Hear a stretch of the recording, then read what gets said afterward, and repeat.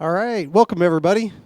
Appreciate you coming out here on a Saturday night and joining us for our program, The Great Race, with Jeff Stumb here. What I'd like to do is do a couple housekeeping things first, and then bring Jeff out here to go through. But hopefully, you had a chance to go out and see our current exhibits out in the museum. So we just put in the Studebakers, so our stunning Studebakers there in Gallery A. Hopefully, you got to see those. We're doing a collaboration there with the Studebaker Museum. So I think it's 6 cars that we borrowed from them. So also in Gallery B, we have the American small cars there with the Crosleys and Bantams and our fabulous fiberglass and our locally owned out in the Great Hall. And of course, don't miss the Savoy collection there in Gallery D.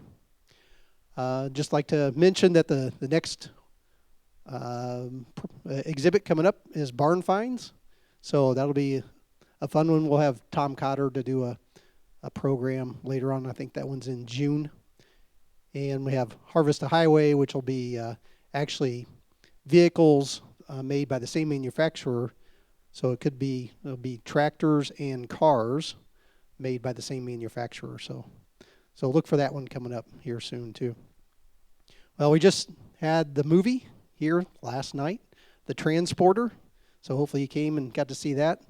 It looks like the next one is going to be the Lionheart there on May 9th.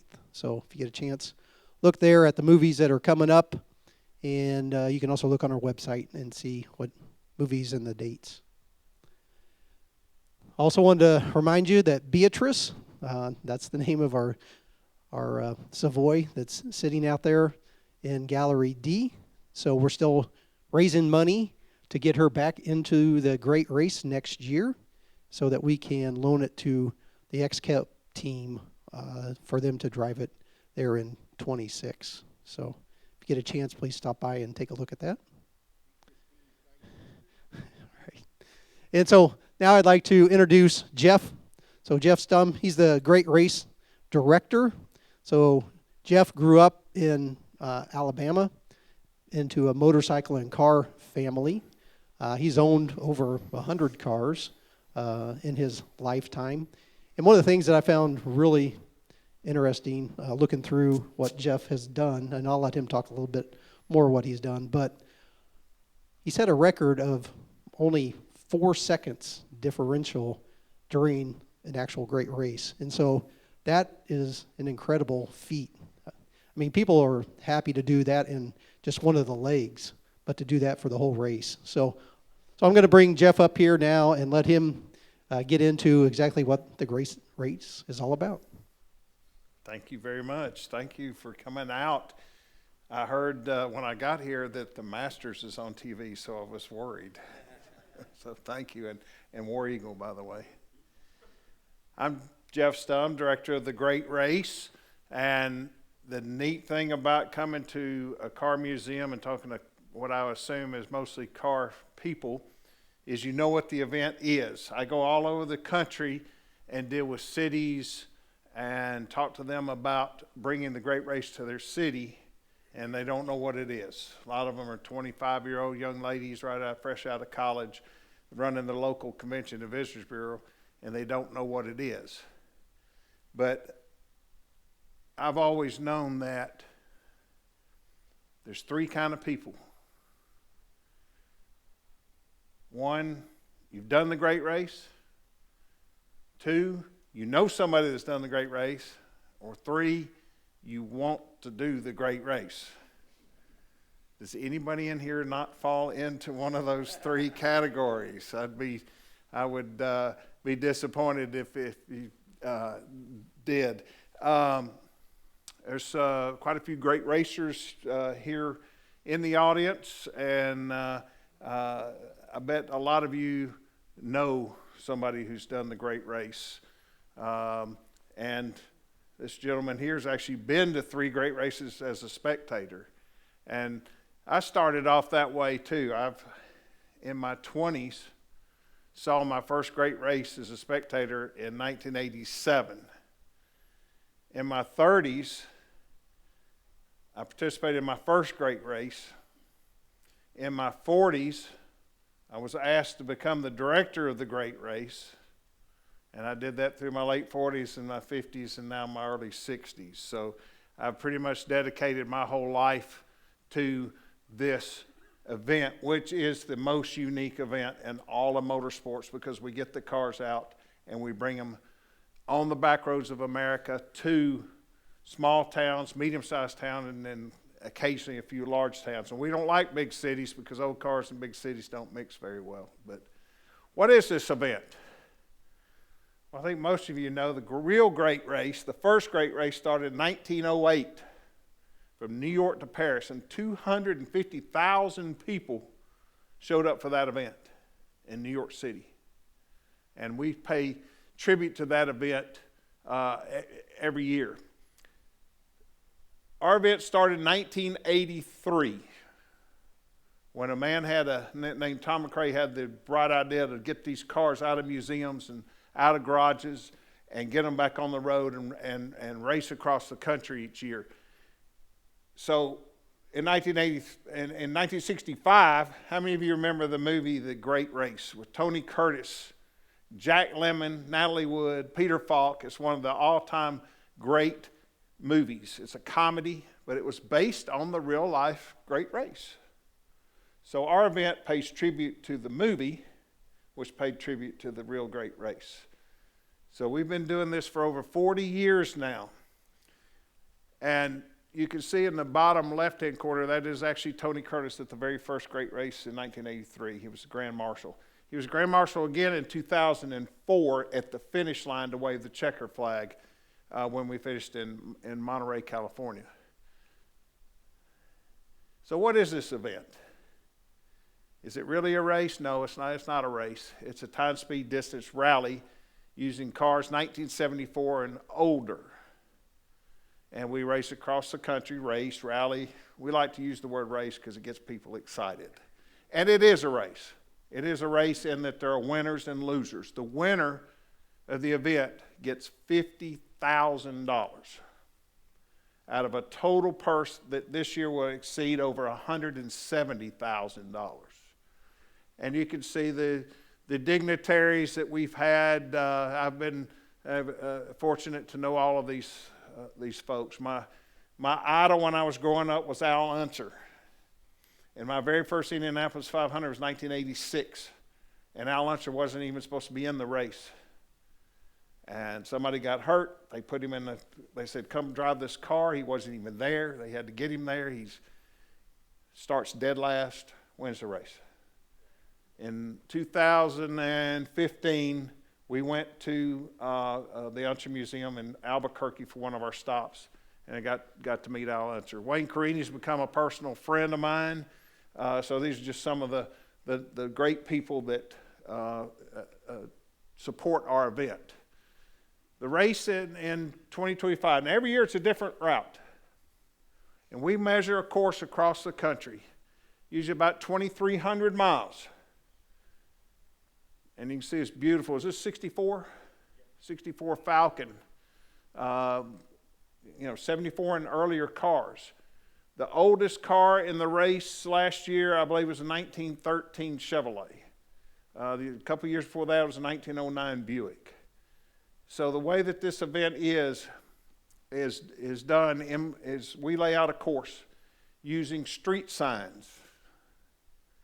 And we put a designated speed between these signs. We don't use every sign. We give you instructions and tell you at this particular sign, go 40 miles an hour, and then when you get to this next particular sign, speed up to 45. Well, you don't know where that next sign is going to be. Is it 1/10 of a mile away or 10 miles away? You don't know. So you have to hold your speed. You have to know how to handle if a school bus stops and in the road and you have to stop. You have to be able to know how to handle the stop signs when we tell you to stop at a stop sign for 15 seconds. Well, we don't calculate how long it takes you to slow down or how long it takes you to speed up. So you have to calculate that out. This car obviously stops faster and accelerates faster than a 1929 Model A. So you have to know how to do it in whatever car you're in. Well, that means, wait a minute, that's not very fair. A Model A versus this is going to win every time, right? Because he can do everything faster. Yes and no. We have a handicap system over top of everything else that allows you, the older your car is, the more of a handicap you get. So if we're in a 1929 Model A and we go out and do the day come in with a score of 20 seconds off of perfect time, and these folks up here in this car, and they get a 17 seconds off perfect. Now in our game, the lowest score wins. So 17 beats a 20 until we apply the handicap. Now our handicap is that 20 becomes a 14, and their 17 stays at 17. So now we win. So the incentive is to have an older car, and that's the whole idea, is to have an older car. Only one time ever has a post-war car won our event, and that was in 2014, and it was an absolute fluke. So it's every other year, 40 out of 41 or whatever the numbers are, have been pre-war cars. Now that's going to change at some point in the future as all these cars get older and older. I mean, this is a new car to me. That's a modern car. I bet to most of y'all this is a modern car. But that car is 60 years old, 61 years old. It's older than the newest car in the first great race in 1983. That was the newest car allowed in the very first race we did in 1983 was a 1936 automobile. So this car's older than that by far than the first car in 1983. So as the event evolves, in another 10 years or so, I would imagine another post-war car, maybe even sooner, will win the race, and then everybody's going to start flocking to that, because just like any other racing, they're all copycats. Everybody wants to do what's happening. What's the neatest thing? For the longest time, it was Model A's. Then it was 32 Fords. Then, when a 66 Mustang won the race in 2014, everybody flocked to 66 Mustangs or 65s, what have you. Now they're flocking back to older cars again. So it kind of goes back and forth. You can see our route this year. Minnesota, St. Paul, Minnesota, we're starting it back to the 50s. If you've never been there to that event, it is the most amazing thing. We started there in 2013. They told me there's going to be 60,000 people and 14,000 cars. The newest car they allow is a 64. So if you show it a 65 Impala, they're going to tell you to hit the road. And I said, there's no way. There were that many cars, and it's quite a sight to see. We'll work our way through Iowa, Illinois, Indiana, Kentucky, West Virginia, North Carolina, and South Carolina for the finish. Not too far from here in Irmo, South Carolina, Lake Murray country, which is right outside of Columbia, right in the middle of the state. So that finish is on Sunday, June 29th. So if you have never seen the finish, make your plans to go over there for that. It's quite a sight.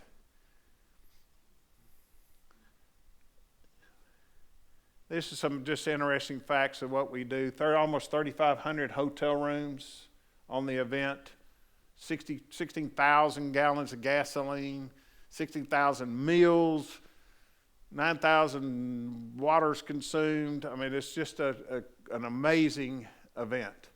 I'll talk a little bit about the X Cup team teams that we do. How many of you were here last couple months ago for the X Cup presentation that they did? That was really neat.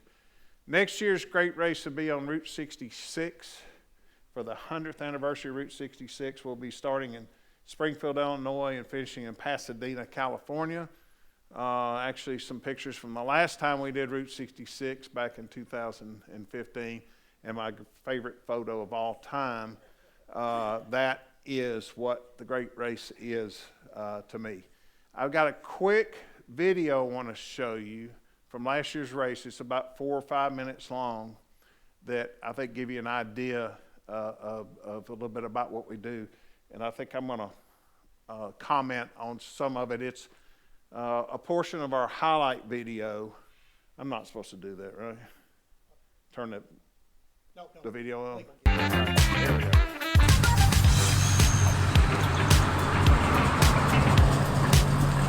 This is a highlight video we show at the end of the race each year, and this is just a small portion of it. This is Marietta, Ohio. This will give you an idea of what we do when we come into cities at the end of the day. There were thousands and thousands and thousands of people, street after street after street, in this little town on the Ohio River. Actually, where the Ohio and the other river come together. This is just the type of activities you don't have a tractor show. You see some of the vehicles. It's a little bit of everything. It's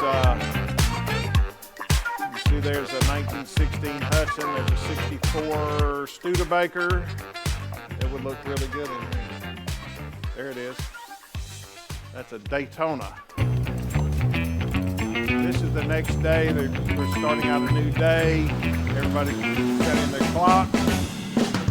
1916 Hudson. Wildlife everywhere. These are the types of roads. The best thing about the Great Race is my old cars, back roads, and towns that you never get to see over. Best thing.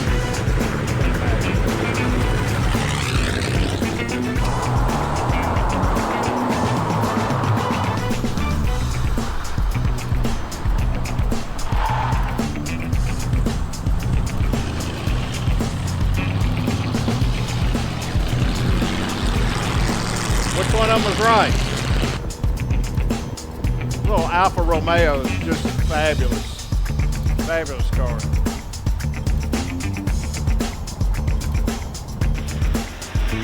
Maybe West Virginia. Well, Model A's features right now we're in West Virginia.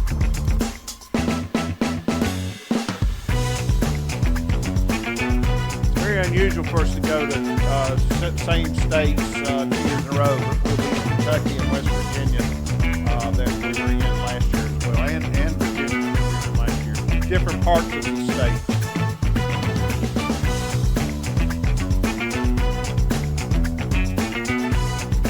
We have everything. There's a V8 Camaro, Dan and Pat Martin, Model put your A hands delivery. together this week. We celebrate 15 years cancer-free for Miss Pat over here handling the navigation. Today was a challenging day. We were on back roads, up and down and around, multiple speed changes.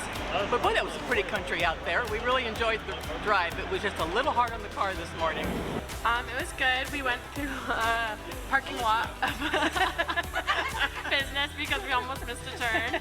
But then we got back on. So I think we're good.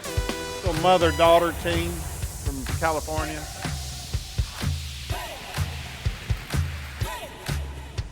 There's that Alpha.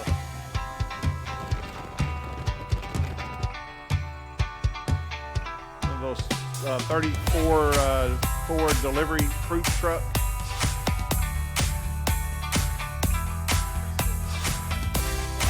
You see when we come into a town, we should take over.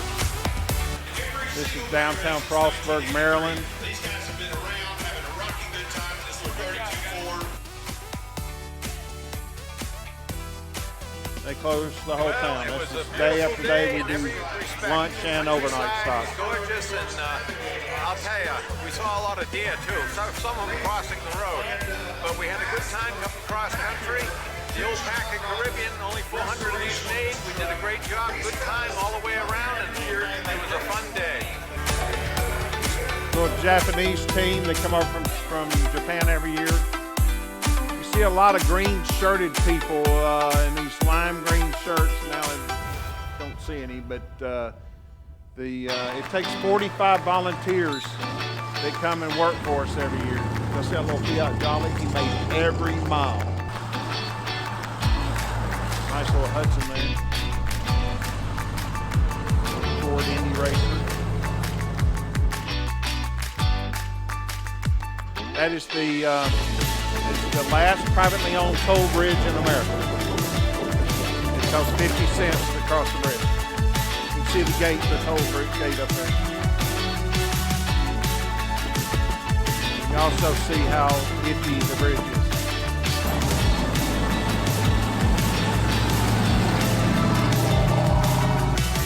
Yeah, it did. It was fine. It's like 10,000. So I was mentioning too that we lay out this route, and every day we might have 4, 5, 6, 7, 8 checkpoints. You don't know. So you have to, what we call, stay on course and stay on time, because you don't know when you come around the corner where the checkpoint's going to be. And the whole idea is, if you've done it correctly and you come around, of course, if you think you've done it correctly, and you come around the corner and there's the checkpoint, you're going to get your score. You won't know it to the end of the day, but you want to get as close to the exact time you're supposed to be there, which would be a 0. We call it an ace. If you're 5 seconds early, you get a 5-second score. If you get 7 seconds late, you get a 7-second score. So it's just as bad to be early as it is to be late. And at the end of the day, we total them up. Lowest score wins. Well, how do we do this? Well, it takes 45 volunteers who take 2 weeks of either their vacation or their retirement time to come work for me every year to do checkpoints. I have a dozen people that work checkpoints, and they have to be 100% accurate. This whole event is all about where everybody is every second of the day. Everybody jokes with me after the race every year that they didn't know when to go to the bathroom because we didn't tell them. Because on the race, we even tell them when to get gas, when to go to the bathroom, when to eat, when to get in the car. Now, how well you do when you're in the car, that's up to you. But you know, you want to be as accurate as you can and staying on time. We have these speedometers. You can see the one that Jan and Owen have in their Falcon. It's a time-wise speedometer. That matches up with the equipment that we use so that it's an apples-to-apples comparison. And at the end of the day, when you get your score, you mentioned that I got the lowest score at the time. We've actually had several people that have scored 1-second days.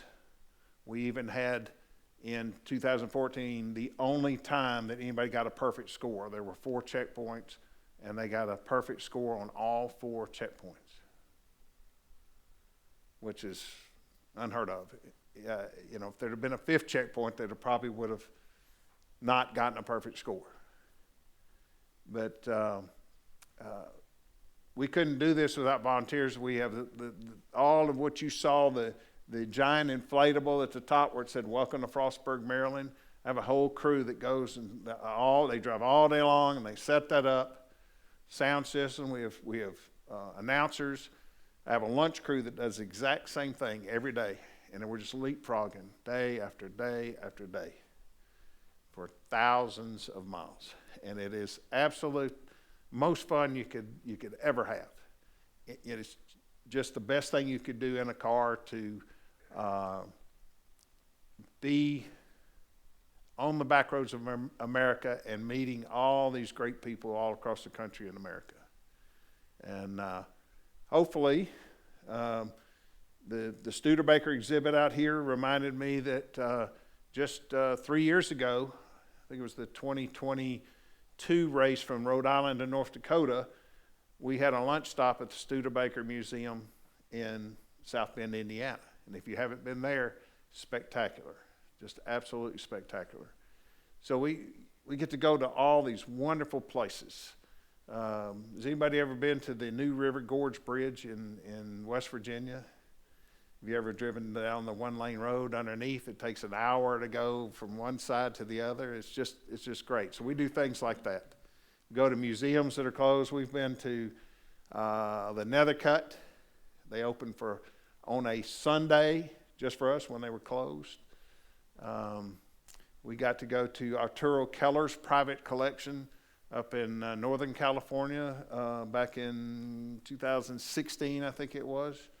And he's passed away now, so that was a great thing to get to do. So everybody loves the Great Race. Every time I turn around, somebody will be standing there like Jay Leno or Donald Osborne or Wayne Carini, and it's just a great event that everybody knows and loves.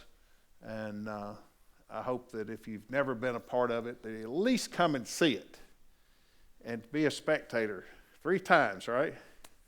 Be a spectator, because that's how it starts.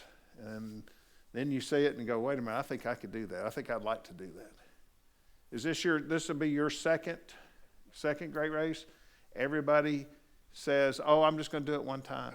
And some people only do it one time. But I'm like the local crack dealer and giving them a free sample, and get them hooked, because I always laugh when they say, oh, we have this bucket list, we're just doing this one time. And I just chuckle, because I know that there's a large percentage of the people that the minute they do it, they get hooked. A lot of rookies used to not buy the speedometer. This is a very expensive speedometer. It's basically a computer. It's like $1,200. And a lot of rookies say, oh, we're just doing this one time. We're not going to buy that. We're just going to use our stock speedometer that sits there and does this. And they don't know how fast you're going when you're doing that. And I used to go, okay, if that's what you want to do. But then at the end of about the first or second day, they come to you and say, do you know where we can get one of these? Well, it's too late then. There's a lot of preparation into getting the speedometer set up where the driver can see it and the navigator can see it. There's a transducer that comes out. It's got electronic. You've got to put some magnets on for pulses. It's a big process that you've got to go through, and then you want to test it. It's got little numbers in the back so you can tweak it, so you can refine it down to what we say is the correct speed. What we say is 50 miles an hour, and each morning we do a calibration run where you go out and do 50 miles an hour, and you got your stopwatch, and it's like an open book test. You're kind of cheating. We've given you the times, whereas when you start the competition, you don't have the times. So you're going, okay, yeah, the speedometer is a little off today, and you can tweak it. I don't let people do that anymore. I try not to I tell them, no, because I know what's going to happen. You say, oh, I'm not competitive. We're just in this just to go. And no. After the first day and everybody's talking and excited about their scores, and you're looking at a score of 5 minutes and everybody else is looking at scores of 15 seconds, you go, wait a minute, we need that speedometer. So I try to make sure that they all have the knowledge of the speedometer and where they can get it. We even do a program, used speedometer program, where we'll sell it to you and then buy it back, and where you're kind of renting it for $150 or $200 if you don't want to, if you really are only going to do it one time.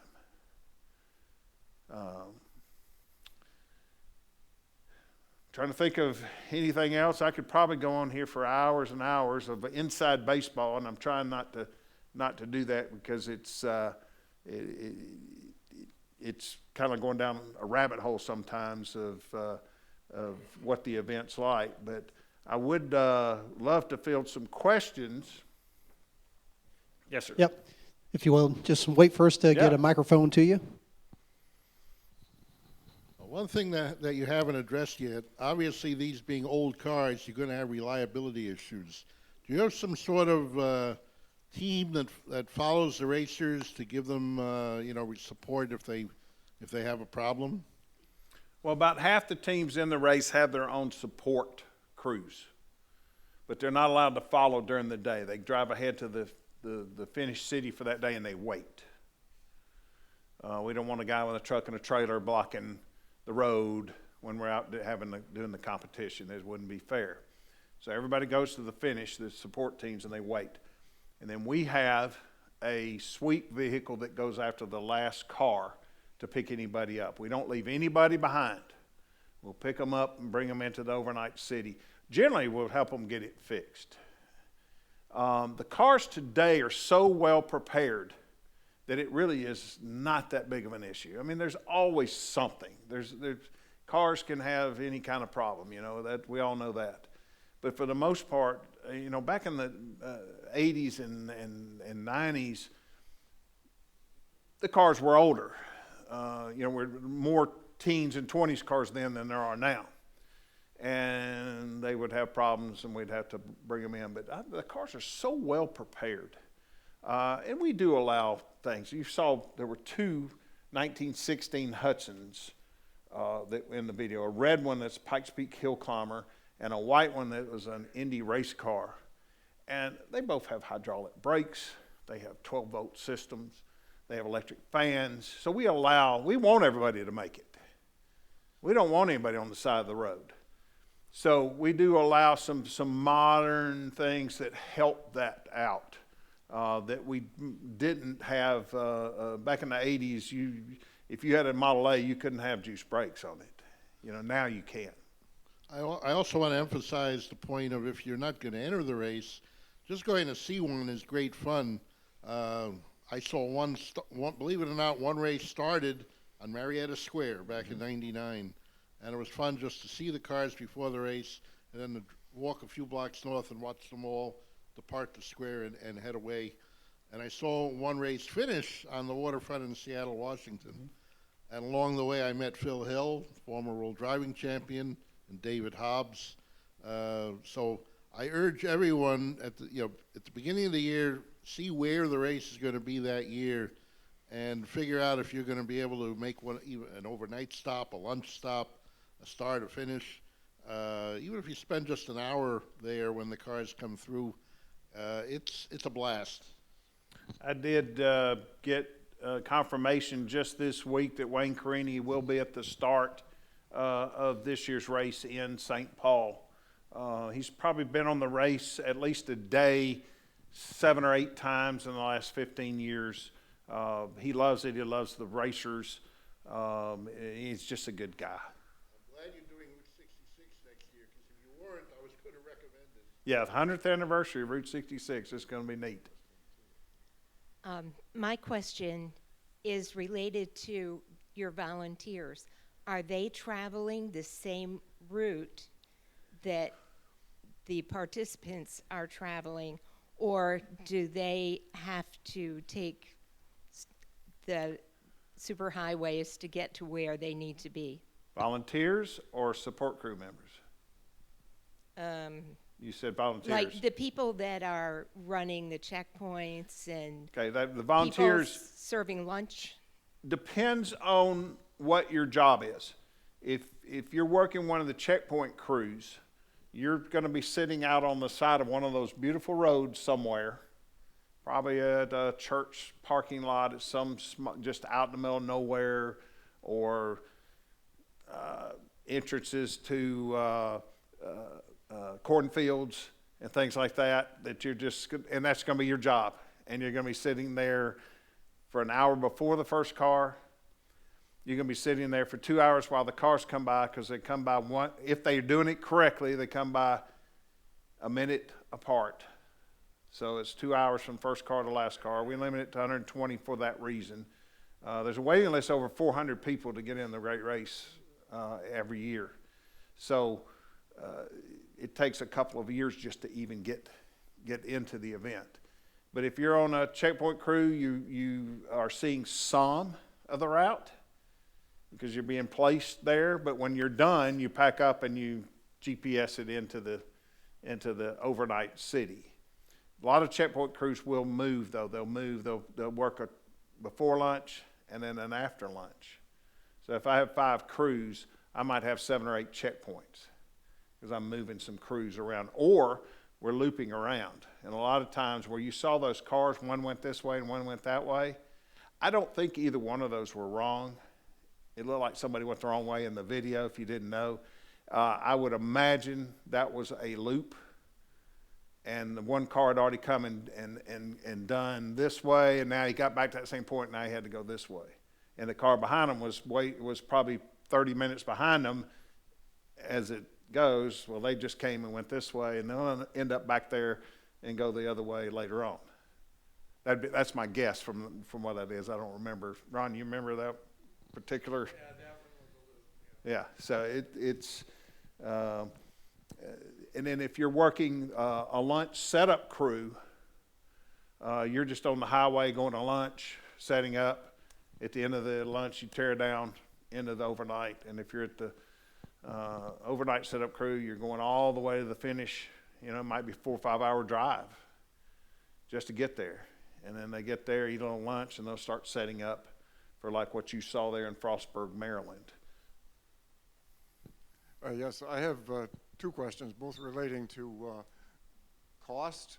I'm curious as to a rough idea of the expense involved in setting up a car to go on this. And the other question is, my impression is that the entry fee is fairly substantial, but I also believe that that includes some things like some of the accommodations. Could you clarify or elaborate on that a little bit? Yeah, as far as cost of the event, the private entry fee is $7,000, or at least for the race that's coming up this year. It's been sold out for 18 months. You can enter as a corporate entry, and I believe that was $9,500. The corporate entry allows you to put your business advertisement on the car. Are y'all a corporate entry? Okay. And run in the front of the field. So every day you are a different start order. You might be you start order 12 one day and 40 the next day if you're in the corporate entry field, which is generally the first 40 cars.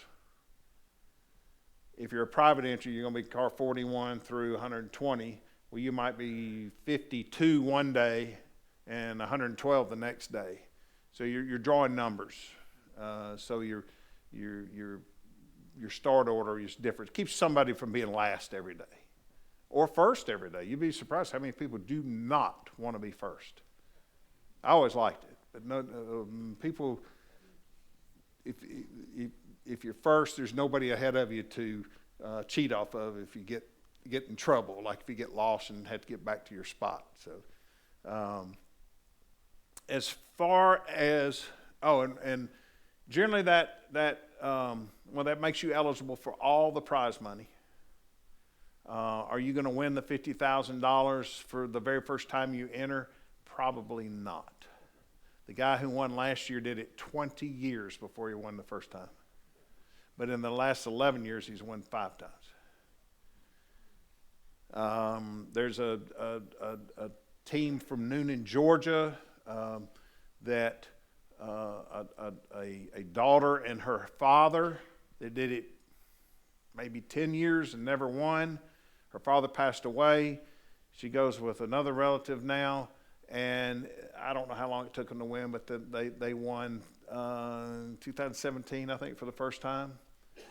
Well, that lady has 2 daughters, and when they were aged 20 and 18, in their 4th ever great race, they won it all. So are you going to win on first time? Probably not. But there's also out of 170,000, 50,000 to the winners. That leaves $120,000 of other prize money. You could finish 78th overall but be in the rookie division and finish 4th in rookie, and you're going to win some money. So it's kind of spread out. It's spread out to, and there's different divisions to kind of make things. If you ever watch the 24 Hours of Daytona, and you see, well, wait a minute, that car looks different than, the other cars. Well, they've got multiple events happening at the same time on the, or different divisions competing. They're not, that little Porsche isn't going to win the race, but he might win his division. So we have a lot of things like that going on at the same time. Most of your food costs are covered. Banquets, evening meals, lunches, things like that. we block the hotels, and then so everybody's staying at the same places, and we release the hotels in February, and you select where you want to be, and you pay for that when you get there. Generally, on the average, about $129 to $139 a night. It might be $169 one night and $109 the next night. And the $109 might be a nicer hotel than the $169 the night before. A lot of that depends on where we are, what day of week it is, and things like that. So when you're moving, and especially if you get out west, it gets a little pricey out west. As far as your car, how much it costs to do this, there was a mother-daughter team that made some comments in this race, or in this video a little while ago. They've finished the last 2 years. They're the second mother-daughter team to finish the race. My wife and our daughter were the first mother-daughter team to ever finish the great race in 2014, and they did it in a $6,000 Corvair. I bought it and said, here's the keys. Spent no money on it, nothing. I'm thinking about the equipment itself, in addition to the $1,200 speedometer there. Anything else? Some people, you have a clock that's, I don't know what it is these days, $100. It's a clock, but really a $25 stopwatch is about all you need to do the whole thing. I don't even think, do y'all use the clock? Yeah, a stopwatch to me is, all you need to know is time of day, and they have a stopwatch for stopwatch purposes, and that pretty much will suffice. Who pays any other your equipment? Ron, any other equipment costs? No, I mean just getting your car ready, the mechanical, making sure that it's going to last 10 days. Yeah. Hard driving. And like I say, people are doing a really good job of that these days. Who pays your salary? Who supports this? Well, the Great Race has two full-time employees, myself and our director, I don't even know what I called him, our event coordinator. And then we have a contractor that actually goes out and measures the route. He's been doing that since 1990.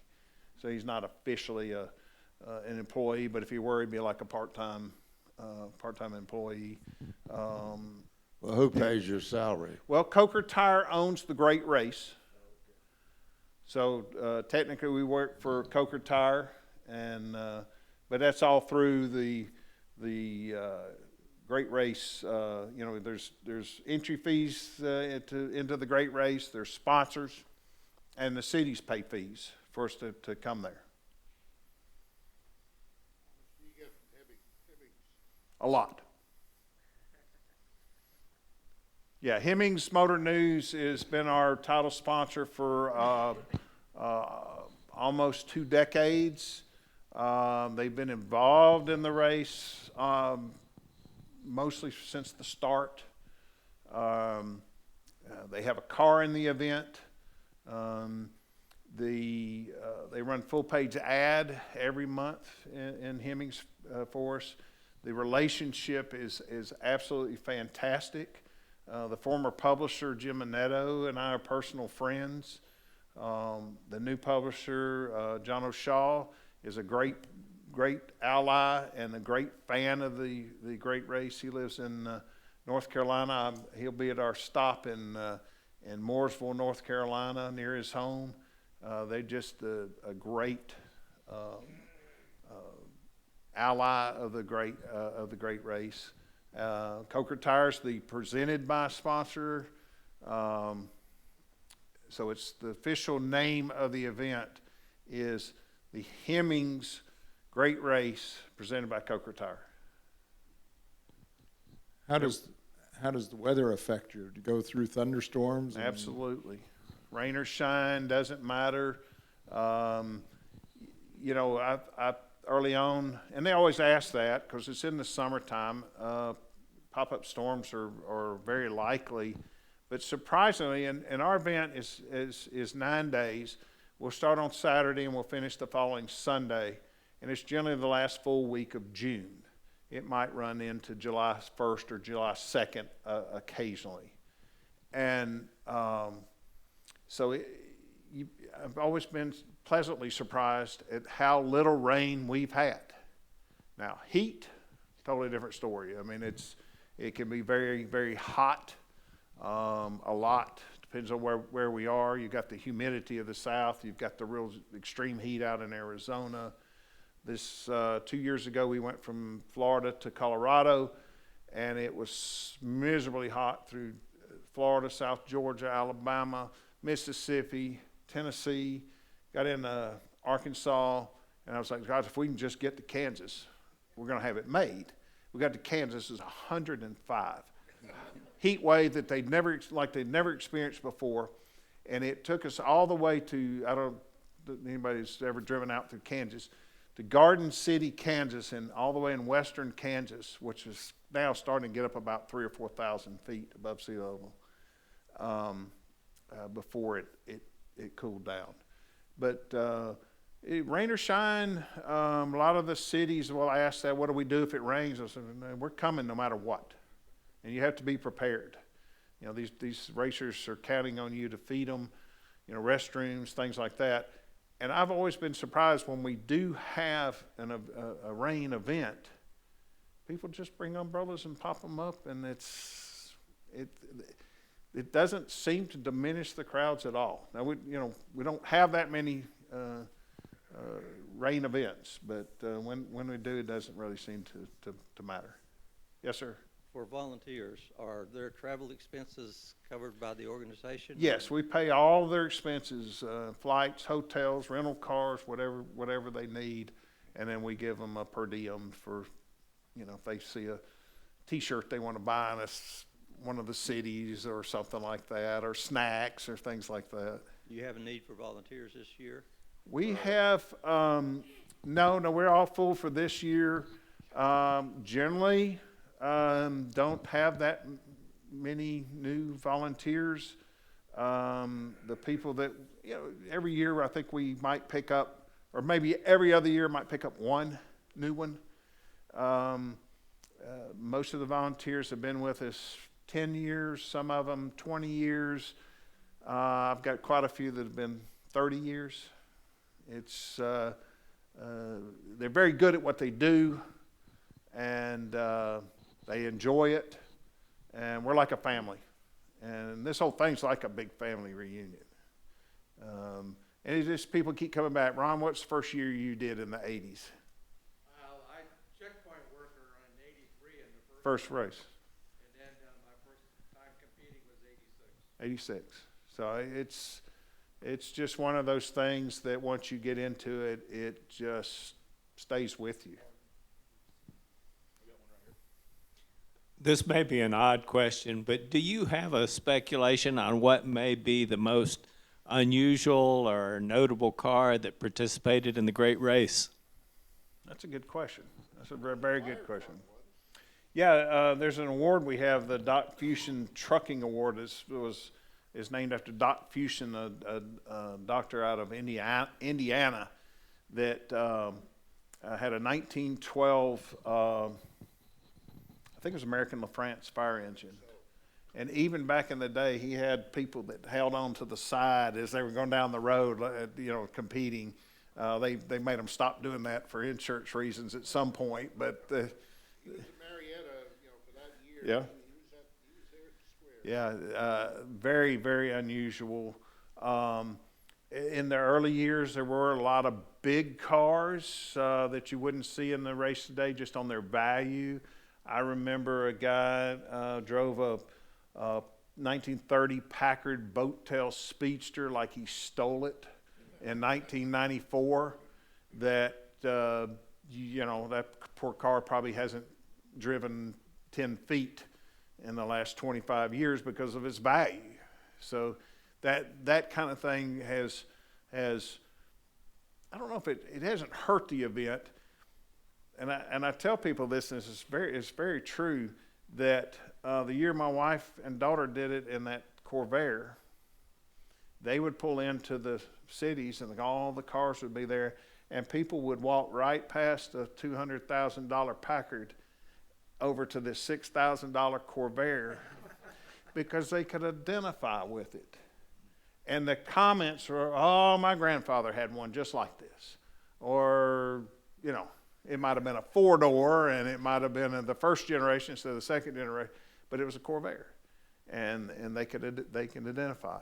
And, you know, these, I imagine y'all get all kind of comments about this beautiful car. Oh, can we spin this thing around? Is it this? Okay.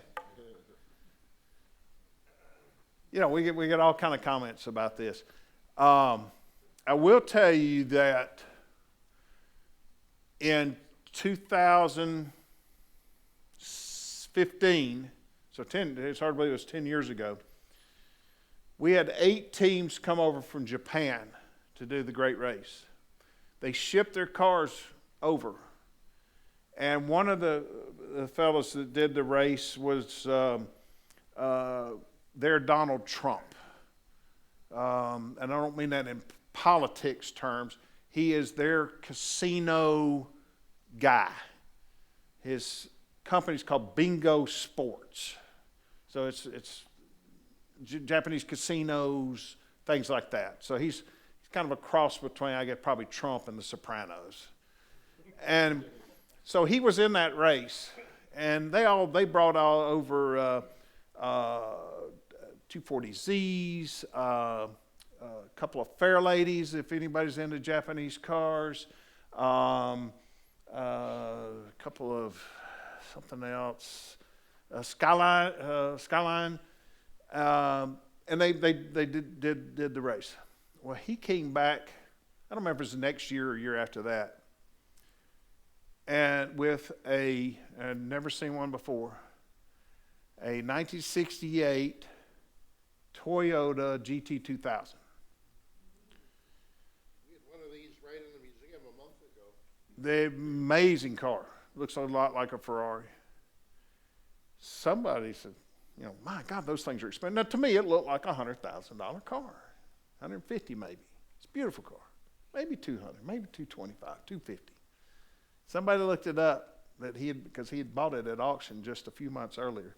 He paid $1.2 million for the car, shipped it over, and drove it on the Great Race like he stole it.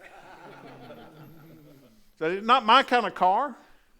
I like teens and 20s cars. That's my jam. But yeah, I mean, it just everybody's got their own, I guess, idea or opinion.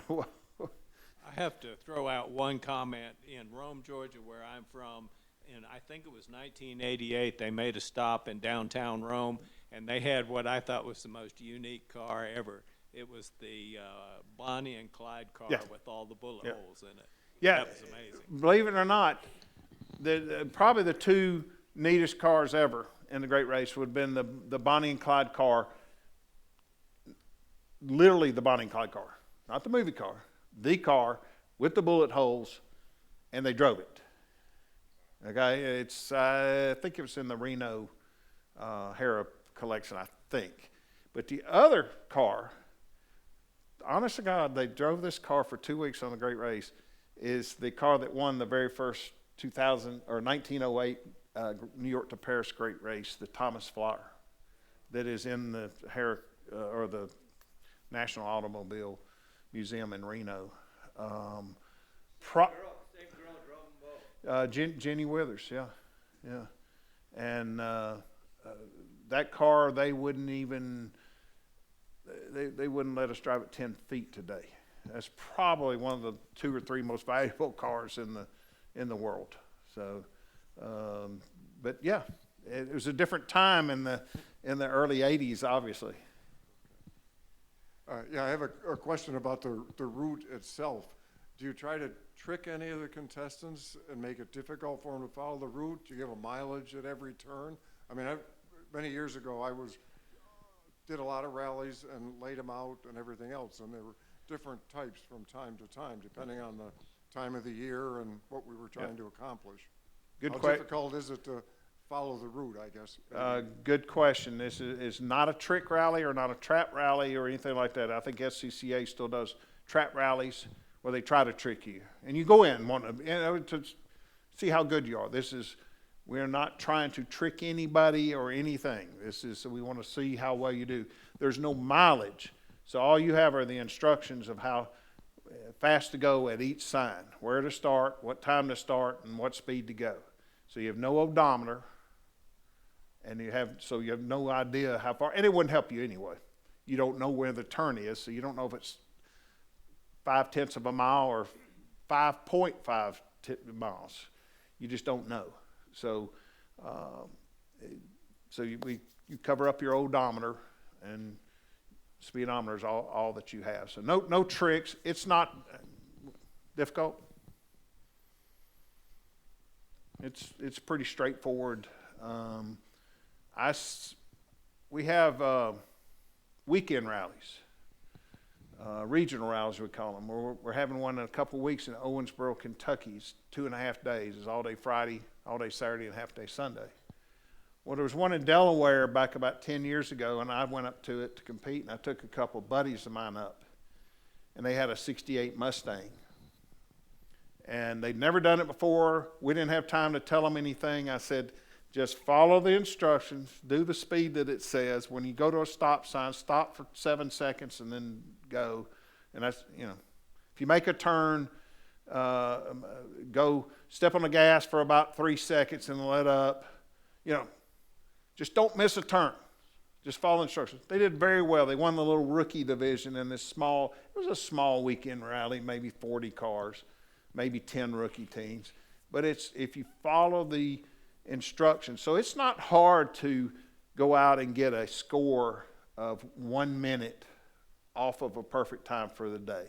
Let's say there's 5 checkpoints. What is that? That's about 12 seconds per checkpoint. That's not hard. And it's not hard to take that 1 minute score and go down to 30-second score of being 30 seconds off the perfect score. So 5 checkpoints was that 6 seconds a day, or 6 seconds per checkpoint. It's not hard to go from 30 to 15 seconds off of a perfect score for the day. But going from 15 to 7.5, that's the challenge. And then when you finally get 7.5, that's not good enough to win. You've got to get that 7.5 down to 3.25 or something like that to win. So you're trying to do it in those type of segments. You can easily do it. You can get 1 minute scores a day. First year, you can get 30 second. You probably get 30-second scores the first year every day. Then 20, then 10, then 5. That's where you're trying to get to. My question is, what's if you allow cell phones in the cars, and if you do, what's to keep people from calling ahead and describing what the next set point or point is going to look like? Cell phones are probably the biggest challenge that we've had through the years of this event. This is an old school event that was kind of formulated and honed in on what we do before there was a cell phone. And we still do it pretty much the same way today that we did in the 90s and in the 80s. There have been, there's been refinements, but for the most part, it's the same type of event. So for the longest time, no cell phones at all. Can't have them, don't have them. We'd have inspections along the route to check your car to make sure you didn't have a cell phone anywhere. And enough people are like, well, what if we got broke down? What if we had a trouble? We need a cell phone. All right, you can have it in your trunk.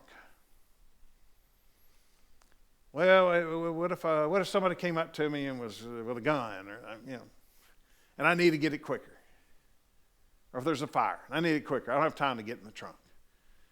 Okay.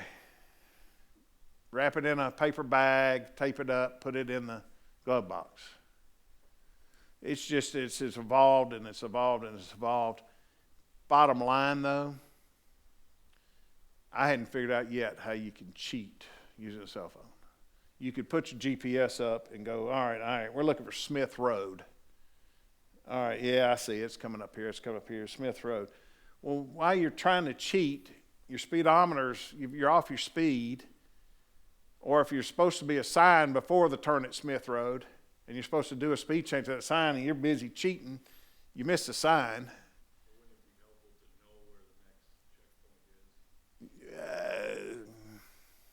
I don't know how you would, and we do have families. That is a thing, that there are families in the event with multiple cars. I've always heard, they can call back and say, hey, it's around such turn. It's around every turn. It's always coming. The teams that are good at it are not going to be off that much anyway that they think it's going to help. What do you think, Ron? Is that any advantage if you had a? Probably more distracting. That's what I think. Remember Garmin's? Everybody used a Garmin before we had it on our phones, the maps. Everybody was like, you must just do this event with a Garmin, right? The Garmin, I tested it one time on the weekend rallies for one day, and the Garmin was off 45 seconds for the entire day off of what I could have done without the Garmin. And there was a delay in the signal. You get out in the rural areas, it doesn't always work. And some of the roads, getting in rural areas where we're doing most of the competition, the roads aren't even marked at least on those old Garmin's they weren't. I think things have gotten better on the maps on your phone, but I just don't think there's much of an advantage to it. And you can't stop. If you see a checkpoint and you're early, you can't stop and wait. No, you cannot stop in front of a checkpoint. All right, I've got one for you, Jeff. So all the research and planning that goes into a great race, you've got this year's obviously set, you've announced next year's. Like, how far ahead of y'all are y'all looking, working ahead, and planning for the great race in coming years? I try to work about 3 years ahead. We try to announce a year and a half ahead. So I'm working with cities. I've been working with the cities along Route 66 in Illinois and Oklahoma and Pasadena, California, for probably a year now, and it's not even for another year plus. So that's maybe I'm 3 years out, 2 years out with the cities, announce it. It's not 18 months, but we actually haven't announced the entire route. We've done some teasers, but I think most people. Did y'all know where it was going to be? As an example. So we announced it. Yeah, we announced in our newsletter to the racers just Thursday that the finish is going to be in Pasadena. We haven't announced that the start's going to be in Springfield, Illinois. We're going to do that next week, and then what the entire route is next week. So y'all have a little bit of a scoop. How do you stage the cities for the like one car in, one car out? It's 2 hours of car parades. Does everyone have to stay the whole time at the parking lot, if you will, at the cities before they can go to the hotels? No. The first, and he's a rookie in our event this summer. The way that the event works is if you're the first car, we generally try to have the first car arrive at lunch at noon. That may be 12:05, it may be 11:50, but around noon. And the first car will get an hour, as an example, from the city limit sign, welcome to Cartersville, Georgia sign, to the 35-mile-an-hour speed limit sign on the other side of town. So you got an hour and 10 minutes, whatever time we give you. And we tell you, all right, that's 3 miles. And you follow this and you stop here. So you calculate up, so all right, we got an hour. We've got an hour here for lunch.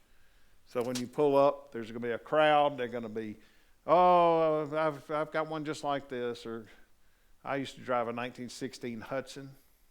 and we'd pull in the cities, and people would say, "Oh, my grandpa had one just like it." And I said, "Really?" And they said, "Yeah, it was a '53 Hornet." It's like, yeah, not the same, but okay. But everybody, they all want to talk. So you talk to the spectators. You work your way to the restroom. You get a nice barbecue sandwich. You work your way back. Spectators are still asking questions. You're going, "Yeah, I got to go." So when you leave, you've been there for an hour. The halfway car's just arriving. And when they've been there for an hour and leave, the last car's just arriving. So it's about a 3-hour. I love lunch stops. They're 120 cars, but they're coming and going all the time for 3 hours. They're coming and going. If you ask somebody, how many cars do you think that was? They'll say 300 or 400. Because they're coming and going. It's like whirlwind, and it's just excitement. And whereas in the evening, when you pull into wherever, and the first car arrives at 5 o'clock, maybe 5:05, maybe 4:55 or whatever, but we try to somewhere around 5 o'clock. You stay till 8 o'clock. So if you're the halfway car and you arrive at 6 o'clock, you still stay to 8 o'clock. If you're the last guy, you arrive at 7 o'clock, you still stay to 8 o'clock. So it depends on where you are in that. And then at 8 o'clock, you can leave. You don't have to leave. But if you've been there since 5 o'clock, you're probably ready to go. Because you still got to go to the hotel, and you got to check in, and you got to work on the car, and it just all the things that go with it.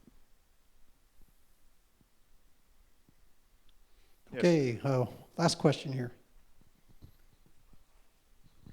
Regarding setting up the instruction book, how do you calculate between like point A and point B how long it should take, and do you ever get it, really wrong, so with the result that everyone is missing? No, if we ever got it wrong, we would not be in business. So we get it right all the time, and even if somebody thinks we're wrong, we're right. So what we no, we run the course 3 times. Okay, we'll do it in August, we'll do it in April, and we'll do it in late May. Then we do it the day before, and then we do it an hour before the first car. So we've done it 5 times, 2,300 miles, every turn, everything.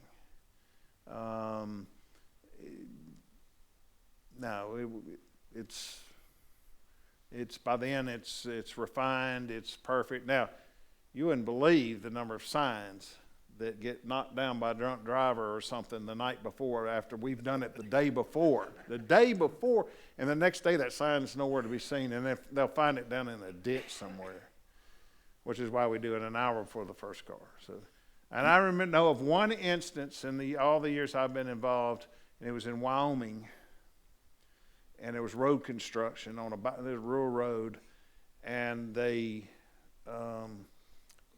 came and they did construction, but the construction was moving as they went, and somebody decided they would take our sign and move the sign. I think they moved the sign that was on, so they thought they were helping us out, but this is all based on measurement, and that screwed everything up, and we threw out that leg. How often were they moving the sign? How often? They moved it one time, but it didn't matter. They moved it like 100 feet or 100 yards, and it really messed things up. So, do you know what the oldest vehicle is that has run the event? Ran or finished are 2 different things. I think there was an 02 Moyer or Moors or something at one time, way back. I know someone did an 05. The Dietrich, yeah. I think it actually finished. At one time there was a prize for just finishing with the oldest car, but then it got to be what's really an old car as we allowed modifications, so we don't do that anymore. Okay. All right. Well, thank you. Yeah.